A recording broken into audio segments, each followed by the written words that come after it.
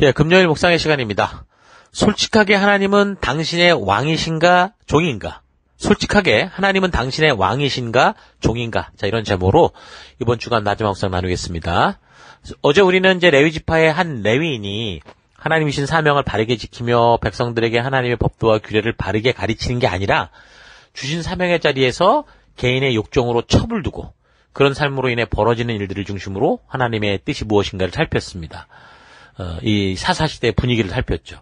레위인과 이스라엘 족속들이 하나님의 법도와 규례를 어긋나는 것들을 바르게 해결하는 것도 아니고 대충 덮어두고 자기에게 유익한 것들만을 추구하며 살아감으로 결국 같은 스타일의 빗나간 삶을 살아가던 거룩한 백성으로서의 사명을 맡은 민족 전체가 자기 나름대로 세운 논리를 하나님의 말씀을 동원해서 정당화시키고 서로 형제요 가족된 자들을 잔인하게 진멸하면서도 끝까지 하나님께 그 책임을 미루며 살아가는 그런 삶이 사사시대의 삶이었다라는 걸 살폈죠. 자, 그런데 이런 삶의 형태가 단지 그 시대의 문제가 아니라 오늘 우리 사회 속에 이 시대의 교회들과 교인들 속에 너무도 닮은 형태로 드러나고 있다라는 겁니다. 그래서 참으로 이 하나님의 새 언약 백성된 성도인 우리가 정말 말씀을 바르게 깨닫고 각성해야 될 문제다라는 거 우리가 잘 기억해야 됩니다. 형제 족속을 죽이는 일을 하나님께 묻고 하나님의 법도와 규례 중에 자기들에게 필요한 것들만 뽑아서 자신들의 그런 행동에 정당성을 부여하고 마치 하나님을 대신한 심판의 칼을 든 것처럼 너무도 당연히 같은 형제 족속을 진멸하는 이런 사사시대의 문제가 오늘 우리 시대 교회 곳곳에서 오늘 우리 시대들의 교회들 곳곳에서 비일비재하게 발생하는데 참 안타깝고 무서운 것은 이런 식으로 자기 정당화에 만약에 빠지잖아요. 그럼 하나님의 음성이 바르게 들리는 게 아니라 다 자기가 기대하고 자기가 예상하는 대로 들린다라는 거예요. 영적인 환청을 듣고 사는 거죠. 설교를 들어도 성경을 읽어도 자기가 기대하고 바란 대로 들려서 자기가 원하는 것들을 들을 때는 아멘이고 자신의 잘못된 것을 바르게 보여주니 진정한 말씀을 들을 때는 막 이 원수처럼 이를 갈고 복수를 하려고 하는 거예요. 말씀을 소리 여기고 자기에게 유익한 것만을 찾다 보면 이런 함정에 빠지기 십상이라니까요. 어제 우리가 살핀 19장에서 21장까지의 이야기 속에서도 하나님께 기도하고 제단을 쌓고 하는 일들이 나오지만 이 이야기의 시작에서부터 그 원인이 바로 하나님께서 열방의 제사장이여 거룩한 백성으로 세우신 자신의 정체성을 잊은 것이고 하나님의 말씀을 바르게 알지 못해서 자기 생각대로 원하는 것만을 적용하고 결국 하나님이 말씀하시는 나로 변화되는 게 아니라 내가 원하는 하나님의 형상을 만들어 자기의 유익을 따라 찾으며 살아가는 바로 그걸 볼 수 있는 거죠. 이 이야기의 시작이 레위인이 하나님의 뜻과는 전혀 다르게 첩을 들이고 그 첩이 가늠했는데도 그 죄악을 확실하게 하나님의 법도와 규례를 따라 해결한 게 아니라 그냥 덮어주고 더 나아가서 그가 즐겼던 욕정, 욕심, 이 성욕의 맛을 못 잊은 레위인이 다시 그 첩을 데리러 가고 그러던 중에 깡패 만나고 위기를 만나니까 자기 살겠다고 그 여자 휙 내보내고 겁탈당하 죽게 하고 그래서 이제 온 민족이 문제에 휘말리게 해서 그래서 온 족속들이 이런 일을 마무리하려고 어쨌든 모였는데 이게 뭐 그냥 이 레위인은 뭐 니네가 알아서 해라 이런 식이 돼버렸고 정작 이 깡패들 이 사람들은 내놓으라고 하니까 베냐민 지파가 우리 사람들 왜 니네가 그러니 이런 식으로 강간살인죄를 저지른 죄인들을 오히려 보호하려고 하고 그래서 이제 민족들끼리 서로 죽이는 전쟁이 벌어져서 결국 12지파의 막내 지파였던 베냐민 지파가 완전히 진멸이 돼버린 거예요. 이 이야기를 지금 사실 하나하나 끊어보면 이렇게 연결해서 보지 않고 끊어보면 별 이상 없이 나름대로 무슨 일이 생길 때마다 최선을 다해 처리하는 것처럼 보여요. 가늠한 첩을 용서하는 것 같고 강간은 저질렀지만 그래도 용서하며 품어 의리를 지키는 것 같고 죄악을 바르게 해결하지 않는 지파를 하나님의 뜻대로 심판하라는 것 같고 여러분 그러나 이 이야기의 전체적인 흐름을 잘 파악하고 읽으면 지금 벌어지는 이 이야기 속에 비록 하나님의 이름이 나오고 기도도 하고 함께 단합하고 하나님의 뜻대로 전쟁을 치르는 것 같지만 얼핏 보면 무슨 일에든 하나님께 여쭙고 행하는 것 아주 신실해 보이지만 사실은 하나님의 뜻과는 전혀 무관한 종교적 삶이 그 시대에 당연한 듯이 벌어지고 있구나 하는 것을 알 수 있는 거죠. 17장 18장에 이어 19장 21장에서 벌어진 일들의 이 원인은 정확히 똑같아요. 21장 25절 그때 이스라엘에 왕이 없으므로 사람이 각기 자기의 소견에 옳은 대로 행하였더라. 그러니까 모든 문제의 시작은 하나님의 왕 되심과 거룩한 주권자 되심을 외면하고 거부한 것부터 하나님의 의도를 잇는 것에서 시작돼요. 그래서 하나님께서 그의 백성들과 걸었던 그 소중한 역사를 외면하고 잊어버리기 시작한 것이고, 그래서 하나님의 명령과 약속들을 소홀히 여기게 된 거고, 그래서 자신들의 정체성을 망각함으로 하나님과 맺은 이 언약을 잊어버리고 혼돈의 세대가 되고 만 거죠. 여러분들은 지금 하나님을 진정으로 여러분의 왕으로 모시고 살고 있습니까? 하나님의 창조주 되심과 주권자 되심과 구원자 되심을 진정으로 믿고 살아가고 있습니까? 지금 여러분 가정 속에, 여러분 직장 속에, 여러분 사업 속에 그런 곳에서 지금 이런 이 패턴이 걸려있진 않은가 잘 되돌아봐야 돼요. 나는 이미 잘못한 것이 있는데 그건 내두고 지금 너가 더 큰 잘못했으니까 너가 죽어야 된다. 이런 식으로 마녀 사냥을 하고 있진 않은가 잘 되돌아봐야 돼요. 여러분들의 삶에서 하나님께서 주신 이 말씀, 법도와 규례를 소홀히 여기는 삶을 살고 있다면 지금 여러분은 하나님께서 나를 창조하신 분임을 잊고 있는 거고요. 그분이 나의 왕 되심을 소홀히 여기고 있다라는 증거예요.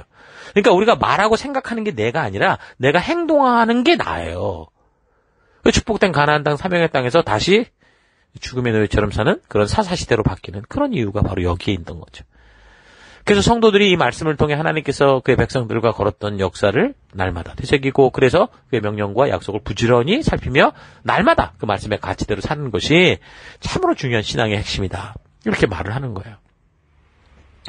오늘날 기독교의 가장 큰 문제는 하나님의 왕되심을 바르게 전하지 못한 것이고, 그래서 하나님의 진심이 담긴 이 사실적 역사 전체를 전하지 않고 마치 사사시대 백성들처럼 자기들의 입장에서만 어떤 한 사건을 통해서만 하나님의 법과 규례를 적용하며 살고 있는 겁니다.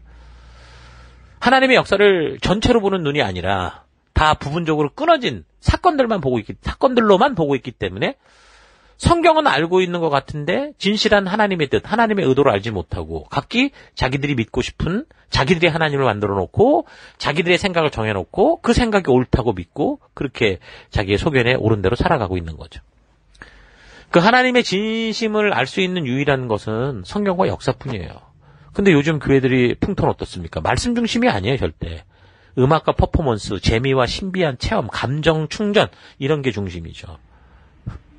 나이가 젊을수록 말씀은 고리타분하다고 생각하고 교회를 다녀도 말씀은 관심 받게 일이 되어버렸습니다. 말씀을 읽어 하나님의 뜻을 제대로 아는 일 대신에 뭐 삶이 어떻게 살아가는지 간에 내가 또 아쉬울 때 필요할 때 교회당에 나와서 기도 간절히 하고 뭔가 또 그 문제를 해결해주는 신비한 경험들을 하는 이런 게 신앙이다. 이런 식으로 뭐가 이상하게 대체돼 버렸죠. 사명은 빠졌고 책임은 빠졌고 그냥 혜택만 누리는 그런 교회가 된 거예요. 그 결과 이 말씀과 기도가 마치 동급인 것처럼 생각이 돼서 말씀이 없어도 기도만 있으면 괜찮은 신앙이야 라고 생각하게 된 거고, 하나님의 뜻은 전혀 알지도 못하면서 그냥 사건만 보고 그 사건에 대해서 주문을 외우듯이 자기의 요구를 외치는, 그게 이제 기도가 돼버린 거죠. 그런 기도를 금식하고 하고 시간 맞춰 하고 때마다 하고 새벽마다 하고 합심해서 하고 통성으로 하고 하면서, 그러니까 기도가 하나님을 협박하는 시비도구가 되어버린 것이 오늘 우리 시대의 모습인 것을 봐요. 안타깝죠. 여러분, 하나님께 응답받는 기도란 열심히 있는 기도, 금식하고 합심해서 때마다 드리는 기도가 아니고요. 말씀대로 살아가는 기도입니다. 요한일서 5장 14절. 그를 향하여 우리가 가진 바 담대함이 이것이니 그의 뜻대로 무엇을 구하면 들으심이라. 그러니까 내 감정과 열심대로가 아니라 종교적으로가 아니라 하나님의 뜻대로 구할 때 들으신다라는 거예요. 하나님 말씀의 가치대로 살아갈 때 하나님의 역사를 볼 수 있다라는 거죠. 여러분, 감정도 중요해요. 하나님께서 만드신 인간에게 참 소중한 겁니다. 근데 감정이 긍정적이든 부정적이건 또 중립적이건 기본 감정 자체, 하나님이 만든 이 감정, 놀라움, 혐오, 공포, 행복, 슬픔, 화 이런 거, 이건 우리 생존, 우리가 바르게 생존하기 위해 필요한 그런 목적을 가지고 있어요. 하지만 이런 감정이 우리를 위험하게 만드는 경우가 많다는 거예요. 감정은 사실에 근거하지 않고 느낌에 근거하기 때문에 감정이 진리를 말하지 않는 경우가 많아요. 그럴 때 감정의 사실 여부를 바르게 알 수 있어야 되는데 인간에게는 그런 능력이 없잖아요. 그러니까 무엇보다 하나님의 말씀의 기준을 따라 느낌보다 약속을 믿는 믿음을 따라 살아가야 우리가 온전하게 건강할 수 있는 거예요. 하나님의 음성을 들으려고 하는 게 아니라 말씀을 통해 하나님의 의도를 아는 게 하나님의 음성을 듣는 거라고요. 그래서 감정은 인간이 가진 지정의 중요한 인격적 요소 가운데 하나지만 기능상 말씀이라고 하는 하나님의 변치 않는 진리의 바탕을 둔 바른 사실에 근거하여 느끼는 이런 곳으로 활용이 돼야 된다는 거 잊지 마십시오.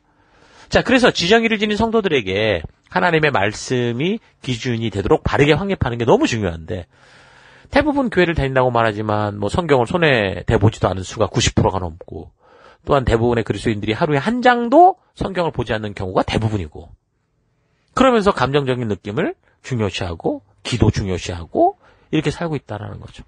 그렇게 말씀을 소홀히 하고 느낌에 치중하다 보면 나중에는 자기의 생각이 강해지고 그러다 보면 자기 느낌과 생각이 진리라고 착각에 빠지게 돼 있어요. 그렇게 자신의 느낌과 생각이 진리가 된 채 하루하루 살다 보면 어떻게 돼요?